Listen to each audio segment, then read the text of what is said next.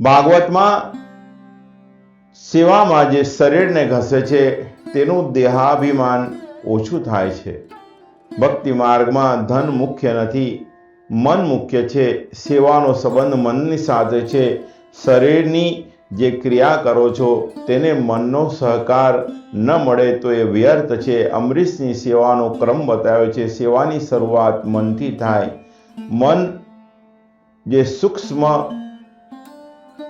મનમાં જે સૂક્ષ્મ વાસનાઓ હોય છે તે એક સાથે જગત અને ઈશ્વર સાથે સંબંધ રાખી શકે નહીં. મનને મનાવો તો મન માને. દાસ્ય ભાવ સેવામાં મુખ્ય છે. અમરીશ ચક્રવર્તી અને સર્વભૌમ રાજા હતા, છતાંય ભગવાનની સેવા જાતે કરતા હતા. ઠાકોરજીના મંદિરમાં બુહારી સેવા જાતે કરતા હતા. ભાગવતમાં સ્પષ્ટ લખ્યું છે કે અમરીશ રાજા જે છે એ ભગવાનના દર્શન કરવા જાય ત્યારે ઉઘાડા પગે ચાલતા જતા હતા.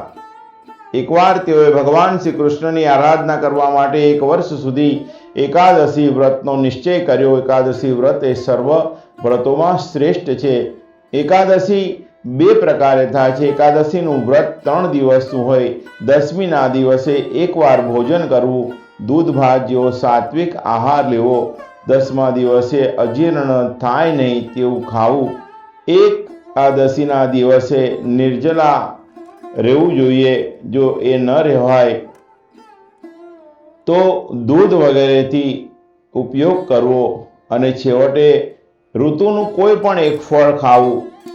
ત્યાં સુધી એકાદશીનું વ્રત એનું ફળ મળે છે. એથી આગળ જઈએ તો એકાદશીનું ફળ મળતું નથી. એકાદશીને રાત્રે કીર્તન કરો. 11 પંઢરપુરમાં વિઠ્ઠલનાથજી સૂતા નથી. આપણી એકાદશી જે છે એ જુદા પ્રકારની હોય છે. અમારા એક મિત્ર છે, એક દિવસ એમની ત્યાં ગયેલો. એમને એમની પત્નીને એકદમ પ્રશ્ન કર્યો કે 11 જતી તો નથી રહી ને? એમના પત્ની કે ના, હજી 2 દિવસ પછી છે. મને આશ્ચર્ય થયું કે કોઈ દિવસ આ ઉપવાસ કરે નહીં. તો મેં એમને સામાન્ય રીતે પ્રશ્ન કર્યો કે તમે તો કોઈ ઉપવાસ રાખતા નથી, એકાદશી ક્યારથી ચાલુ કરી? પેલા ભાઈએ મને કીધું કે મહારાજ, એકાદશી એ હું કરું છું, વાત સાચી, પણ એકાદશી હું એટલા માટે કરું છું કે મને ફરાર બહુ ભાવે છે. સવારે ઉઠું એટલે ચાની જોડે સાબુદાણાના ગોટા ખાઉં. પછી થોડી વાર રહીને 11 વાગે એટલે મને જે સિંગદાણાનો લાડુ આપવામાં આવે એ ખાઈ લઉં. 12-1 વાગે એટલે પાછો હું મોરૈયાની ખીચડી, કઢી, સૂકી ભાજી, પાતરાના ભજીયા આ બધું ખાઉં. 4 વાગે વળી પાછા ફરારી ભજીયા ખાઉં અને સાંજે પાછી સાબુદાણાની ખીચડી ખાઉં. મને બહુ ભાવે એટલા માટે હું વ્રત કરું છું. આ વ્રત સંપૂર્ણ ન કહેવાય. વ્રતના નિયમ હોય. ઘણીવાર કોઈને સારી રીતે વ્રત કરવું હોય તો ઘરવાળા બહેન જે હોય એ આ બધી વસ્તુ આપે ને વારે વારે કે તમે આટલું ખાઈ લો તો તમને ટેકો રહેશે. ભજીયા ખવડાવે, ફરારી, પાછા દૂધ આપે. બપોરે ટિફિનમાં સરસ મજાની મોરૈયાની ખીચડી, પાતરાના ભજીયાને બધું મોકલે. પેલા ભાઈ કે ભાઈ હજી તો સવારનું પચ્યું નથી. ના, તમે ખાઓ, કારણ કે તમને ટેકો રહેશે. ભાઈ ટેકાવાળી સરકાર ના રહેતી હોય તો ટેકાવાળો ઉપવાસ રહે? કોઈ દિવસ ના રહે. અહીંયા અમરીશ રાજાએ એકાદશીનું વ્રત કર્યું છે.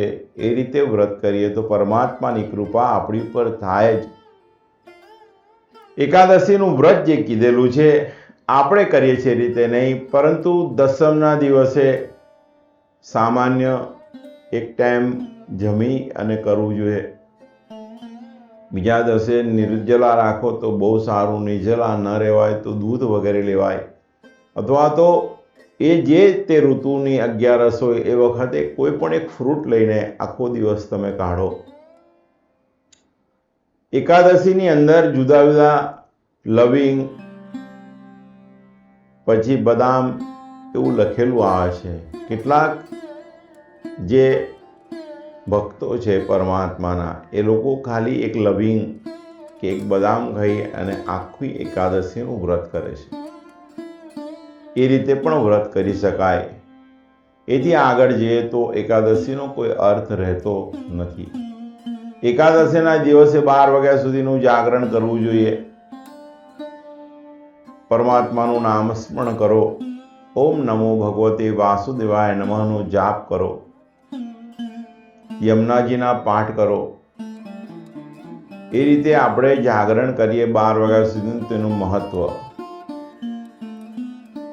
પછી આપણે વિચારીએ કે 10:30 વાગે તુલસીની સિરિયલ આવે છે તો 12 વાગી જશે. એ વાત ખોટી. ઉપવાસમાં પરમાત્માનું નામ સ્મરણનું ખૂબ મહત્વ છે. આ રીતે એમને વ્રતનો આરંભ કરેલો છે અને પરમાત્માની કૃપા થાય એ ભાવે અમરીશ રાજા એકાદશીના વ્રતનો આરંભ કર્યો. વિધિપૂર્વક રાજા એકાદશી વ્રત કરે છે. વ્રત સમાપ્તિના દિવસે યમુના નદીના કિનારે આવ્યા છે. યમુનામાં સ્નાન કર્યું, બ્રાહ્મણોની પૂજા કરી. જ્યાં તેઓ વ્રતનું પારણું કરવાની તૈયારી કરતા હતા, એવામાં ત્યાં દુર્વાસા મુનિ આવી ચડ્યા. દુર્વાસા મુનિનો જે ક્રોધ છે એ અસહ્ય કીધેલો છે. દુર્વાસા મુનિનું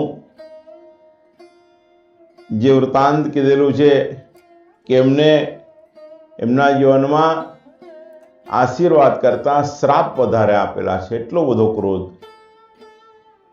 દુર્વાસા મુનિ જે છે ત્યાં આવી ચડ્યા છે. અતિથિ રૂપે આવ્યા. અતિથિ દેવ ભવો. ઠાકોરજીને ભોગ થયો હતો. અમરીશ રાજા એ પ્રાર્થના કરી, પધારો મહારાજ, પધારો. આપ મારે ત્યાં પ્રસાદ ગ્રહણ કરો. દુર્વાસાએ કહ્યું કે હજી મારું મધ્યાહન કર્મ બાકી છે. આવશ્યક કર્મોથી નિવૃત્તિ થઈ અને પછી હું આવું છું. દુર્વાસા સંધ્યા પૂજા કરવા ગયા. તેઓ તન્મય થયા કે સમયનું ભાન રહ્યું નહીં. અમરીશ ચિંતામાં છે. બ્રાહ્મણોને જમવાનું આમંત્રણ આપ્યું છે. એ બ્રાહ્મણોને જમાડ્યા પહેલા જમાય નહીં.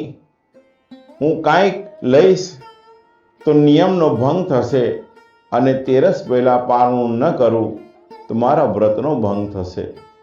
દ્વાદશી પૂરું થવાના થોડી પળની વાર હતી. બ્રાહ્મણોના કહેવાથી રાજાએ જલપાન કરી પારણા કર્યા.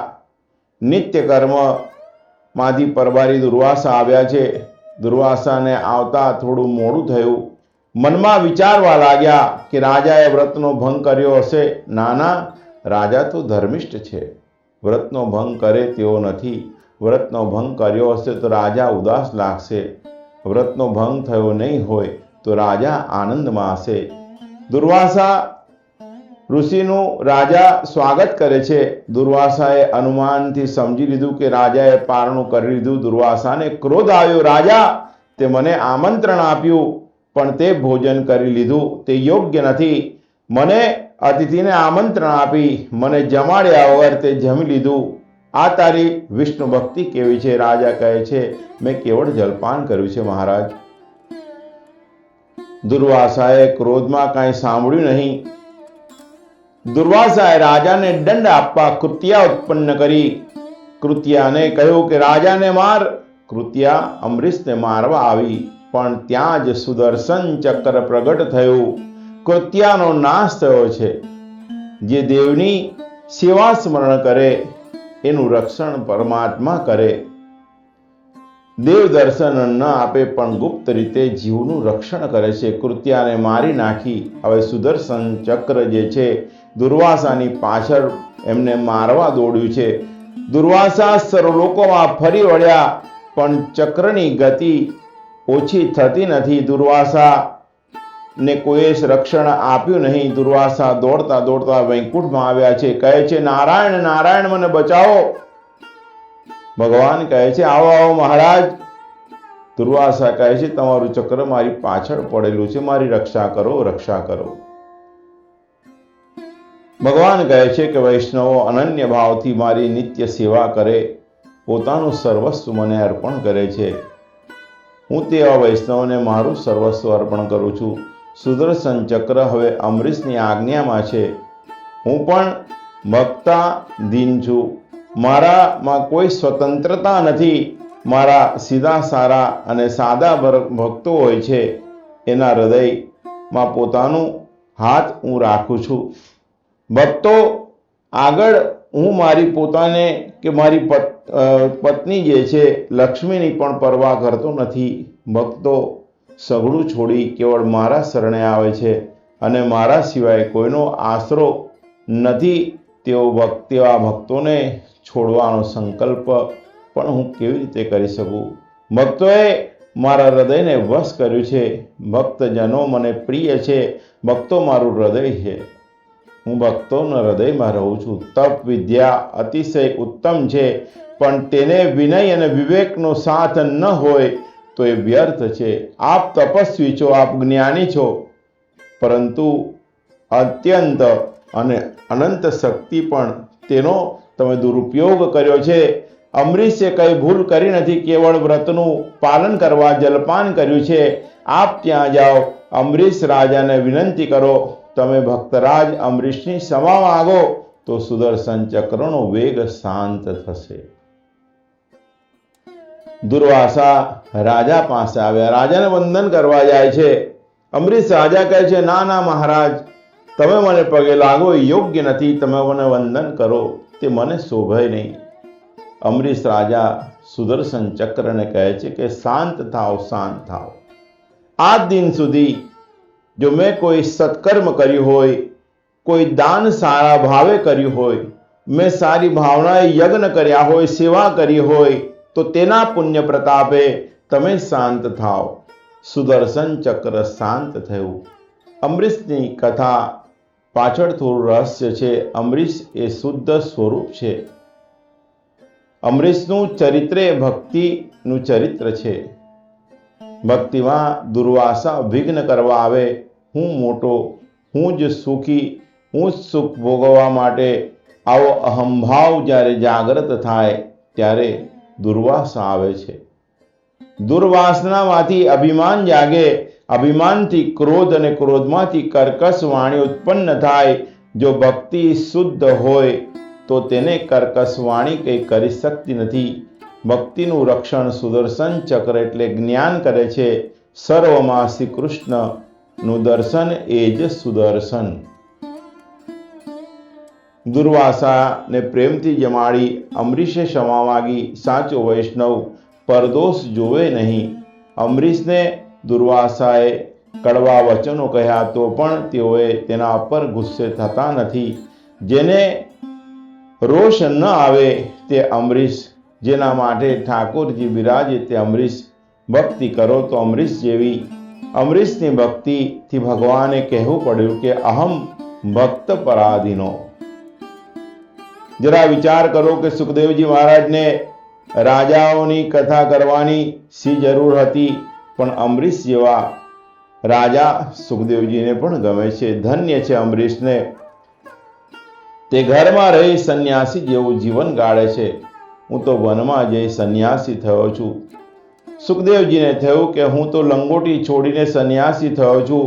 આ અમરીશ રાણીઓ સાથે રાજમહેલમાં રહી સંન્યાસી જેવા રહ્યા છે. હું તો સર્વને છોડી પ્રભુ પાછળ પડ્યો છે. જ્યારે અમરીશની કથા હું જાતે કરી રહ્યો છું.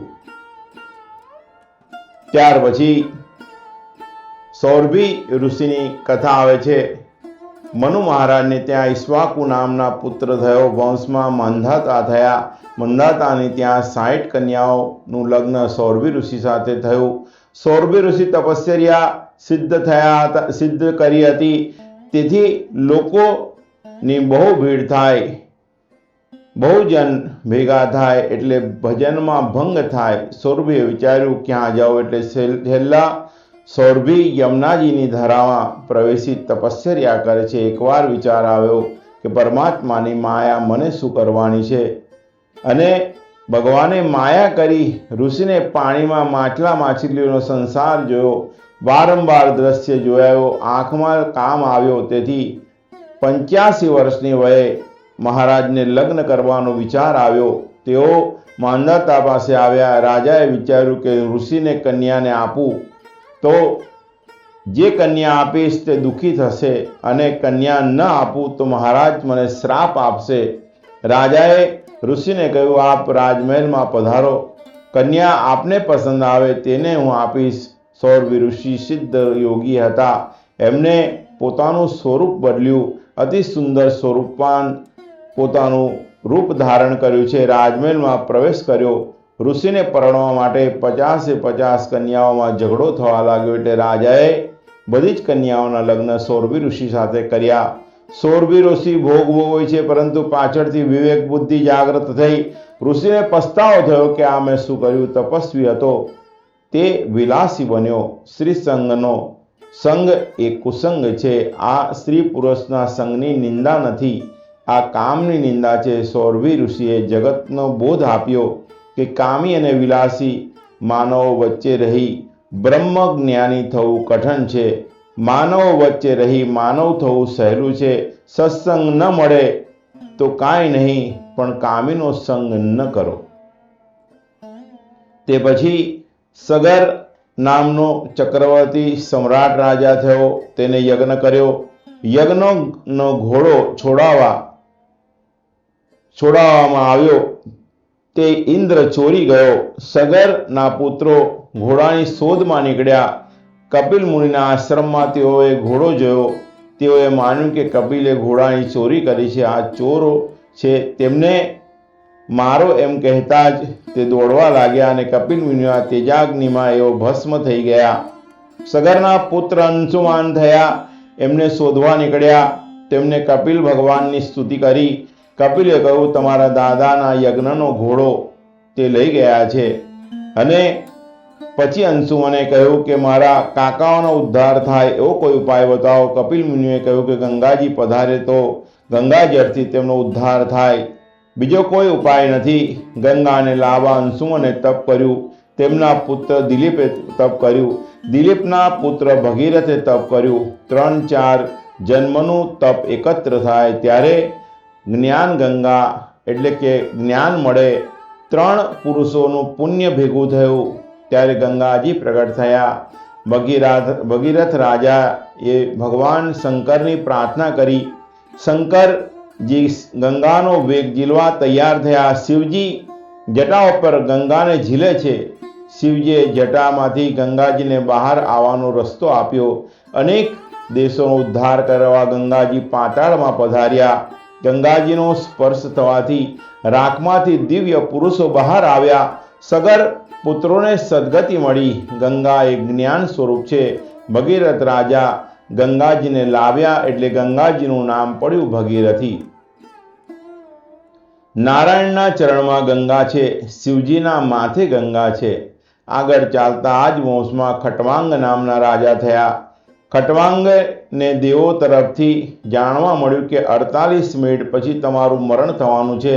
તેને સર્વ છોડી ભગવાનમાં પોતાને જોડી દીધા. પરમાત્માનું ધ્યાન કરતા તેમને શરીરનો ત્યાગ કર્યો. તેમને સદગતિ મળી. ખટવાંગ પછી થયા દીર્ઘબાહુ. દીર્ઘબાહુને ત્યાં થયા રઘુ. રઘુ મહાજ્ઞાની અને ઉદાર હતા. છેવટે તેમને પણ પોતાના શરીરનો ત્યાગ કર્યો. પરમાત્માને ધ્યાન ધરતા પરમાત્માના શરણમાં તેઓ ગયા. રાજાએ અનેક યજ્ઞો કર્યા. તેની કીર્તિ વધી. તેથી સૂર્યવંશનું નામ રઘુવંશ પડ્યું. ભગવાનનો વંશ સાંભળે એનો વંશનો ક્યારે નાશ થતો નથી. રઘુને ત્યાં થયા અજ, અને અજને ત્યાં થયા દશરથ. દશરથ રાજાના પૂર્વજન્મની કથા અહીંયા સારાંશમાં કીધેલી છે. દશરથ રાજા અયોધ્યામાં રાજ કરતા હતા. પૂર્વજન્મમાં તેઓ બ્રાહ્મણ હતા. ગામ બહાર રણછોડરાયનું મંદિર, રોજ 1000 તુલસી દળ તેઓ ભગવાનને અર્પણ કરે. આમ 85 વર્ષની ઉંમર થઈ. એક વખત તાવ આવ્યો. બ્રાહ્મણ તાવને કહે છે કે હું મારા ઠાકોરજીની સેવા કરીને આવું, પછી તું આવજે. તાવનું દુઃખ ભોગવવા તૈયાર છું, પણ મારી સેવાનો ક્રમ તૂટે નહીં. સંકલ્પ કર્યો. તે જ ક્ષણે તાવ ઉતરી ગયો. રણછોડજીના મંદિરમાં તુલસીદળ અર્પણ કરવા આવ્યા. ત્યાં કોઈના રડવાનો અવાજ સાંભળ્યો. જોયો તો એક પિચાસની રડતી હતી. પિચાસનીએ કહ્યું કે પૂર્વજન્મમાં મેં બહુ પાપ કરેલા, બહુ દુરાચાર કરેલા. મારા પતિને મેં ખૂબ ત્રાસ આપેલો, તેથી હું પિચાસની યોનિમાં આવી છું. હવે આપ મારો ઉદ્ધાર કરો. બ્રાહ્મણના હૃદયમાં દયા આવી. બ્રાહ્મણને રોજના નિયમ પ્રમાણે વિષ્ણુ સહસ્ત્રનો પાઠ કરી તુલસીદળ અર્પણ કર્યા અને પ્રાર્થના કરી કે હે પ્રભુ, આ પાપી જીવ દુઃખ ભોગવી રહ્યો છે, એને એના પાપમાંથી મુક્ત કરો, એ જીવનો ઉદ્ધાર કરો. હું મારું સર્વ પુણ્ય તેને કૃષ્ણાર્પણ કરું છું. પ્રભુ પ્રસન્ન થયા. ભગવાને કહ્યું, બીજા જન્મમાં તમે દશરથ થશો. આ પિતાસની કૌશલ્યા થશે. હું તમારે ત્યાં પુત્ર રૂપે આવીશ. તારું પુણ્ય તે એક જીવના ઉદ્ધાર માટે વાપર્યું છે, તેથી અનેક ગણું એ પુણ્ય થઈ ગયું છે. બ્રાહ્મણ એ જ બીજા ક્ષણે પોતે શરીરનો ત્યાગ કર્યો અને એ બ્રાહ્મણ બીજા જન્મે દશરથ રૂપે જન્મ્યા. દશરથ રાજાને 3 રાણીઓ હતી, કૌશલ્યા, સુમિત્રા અને કૈકેયી. કૌશલ્યા એ ધર્મપત્ની હતી, સુમિત્રા અને કૈકેયી એ ભોગપત્ની હતી. છતાંય કોઈ સંતતિ ન હતી. રાજાએ વશિષ્ઠ ઋષિને પ્રાર્થના કરી. વશિષ્ઠએ કહ્યું કે હે રાજન, પુત્ર કામેષ્ટિ યજ્ઞ કરો. તમારા ઘરે પરમાત્મા પુત્ર રૂપે પધારશે. વશિષ્ઠએ શૃંગી ઋષિ જે હતા એમના હાથે રાજા દશરથ માટે પુત્ર કામેષ્ટિ યજ્ઞ કરાયો. દેવો પ્રત્યક્ષ પ્રગટ થઈ અને હવિભાગ ગ્રહણ કરતા હતા. પૂર્ણાહુતિના સમયે યજ્ઞ કુંડમાંથી યજ્ઞ આવ્યા. યજ્ઞ પુરુષ તેમને દેવોને પ્રત્યક્ષ જે પ્રગટ થઈ હવિભાગ ગ્રહણ કર્યો હતો. અગ્નિનારાયણ પ્રગટ થયા. અગ્નિનારાયણ ભગવાન બહાર આવ્યા. સર્વના મનોરથ સફળ કરવા તૈયાર થયા છે. દશરથ રાજાને પ્રસાદ આપ્યો. કહ્યું કે આ પ્રસાદ તમારા રાણીઓને ખવડાવજો. તમારા ઘરે 4 દિવ્ય બાળકો પ્રગટ થવાના છે. એ તમારી કીર્તિને ખૂબ વધારશે. વશિષ્ઠએ આજ્ઞા કરી, કૌશલ્યા ધર્મપત્ની, એમને પ્રસાદ અડધો આપજો અને પછીનો જે પ્રસાદ બચે એમાંથી કૈકેયી અને સુમિત્રાને આપજો. દશરથે અડધો ભાગ કૌશલ્યાને આપ્યો અને કહ્યા અનુસાર 2 ભાગ કૈકેયી અને સુમિત્રાને આપ્યા. કૈકેયીએ દશરથનું અપમાન કર્યું. મને પ્રસાદ કેમ છેલ્લો આપ્યો?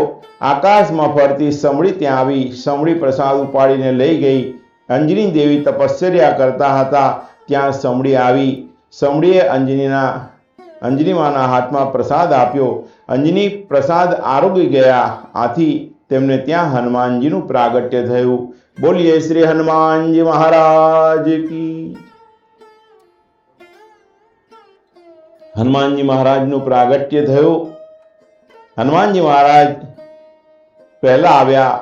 પ્રસાદ વગર રહી ગયેલી કૈકેયી પસ્તાવો કરે છે, હું પ્રસાદ વગર રહી ગઈ. કૌશલ્યા અને સુમિત્રાએ પોતાના ભાગમાંથી થોડી પ્રસાદી આપી. 3 રાણીઓએ પ્રસાદ ગ્રહણ કર્યો. પ્રસાદ ગ્રહણ કરવાથી 3 રાણીઓ સગર્ભા થઈ છે. કૌશલ્યાજીના ઉદરમાં પરમાત્મા પધાર્યા છે. ત્યારથી માતાજી આખો દિવસ ધ્યાન કરતા હતા, ભગવાનના નામનો જપ કરતા હતા. 9 માસ પરિપૂર્ણ થયા.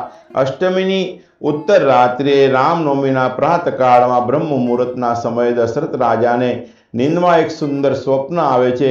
તે સ્વપ્નમાંનું ફળ જાણવા દશરથ રાજા વહેલા વશિષ્ઠ ઋષિના આશ્રમે ગયા અને કહે છે, ગુરુદેવ, સ્વપ્નમાં મને દેખાયું કે મારા આંગણે મોટા મોટા દેવો આવ્યા છે, ઋષિઓ પધાર્યા છે.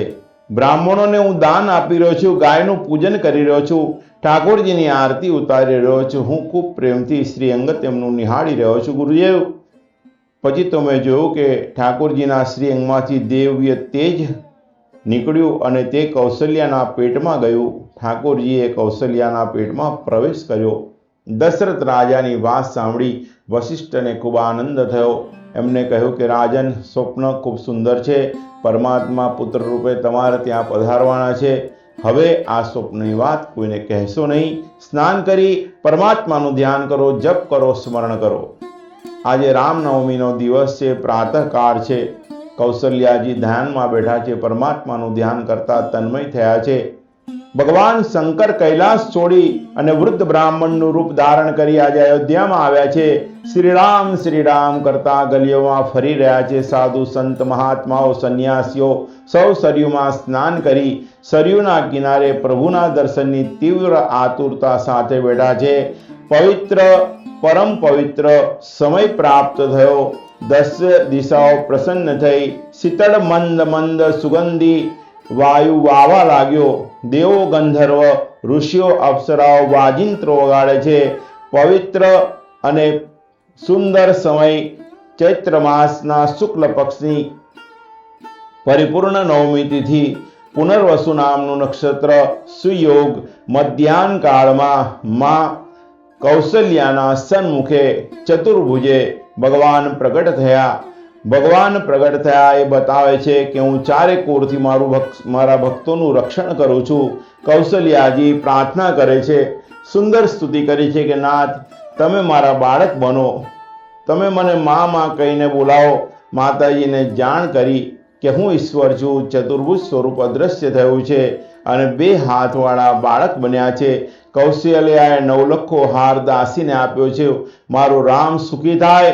દાસી કહે છે, મારે કાંઈ જોઈતું નથી માં, મારે તો રામને રમાડવા છે. દાસી દોડતી દોડતી દશરથ પાસે આવી છે. દશરથ મહારાજને કહે છે કે મહારાજ વધાયો વધાયો, લાલો ભયો હોય, લાલો ભયો હોય. સાક્ષાત નારાયણ આવ્યા હોય એવું લાગે છે. દશરથજી આવ્યા, પ્રથમ ગણપતિનું પૂજન કર્યું, એમને બધાને દાન આપ્યું. અયોધ્યામાં આજે કોઈ ગરીબ રહ્યું નથી. દશરથજી અંતપુરમાં આવ્યા, રામલાલાના દર્શન થયા. બધી દાસીઓ દેહભાન ભૂલી છે. પરમ આનંદ થયો છે. દેવો ગંધર્વો સૂક્ષ્મ રૂપે લાલાના દર્શન કરી રહ્યા છે. રામ જન્મ મહોત્સવમાં સગડાને આનંદ થયો છે. બોલીએ શ્રી રામચંદ્ર ભગવાન કી જય. अवध में आनंद भयो, जय हो राम लला की. अवध में आनंद भयो, जय हो राम लला की. कौशल्या को छोरो भयो, जय हो राम लला की. अवध में आनंद भयो, जय हो राम लला की. जय हो राम लला की, जय हो राम लला की. अवध में आनंद भयो, जय हो राम लला की. अवध में आनंद भयो, जय हो राम लला की. कौशल्या को छोरो भयो, जय हो राम लला की. रामचंद्र भगवान की जय.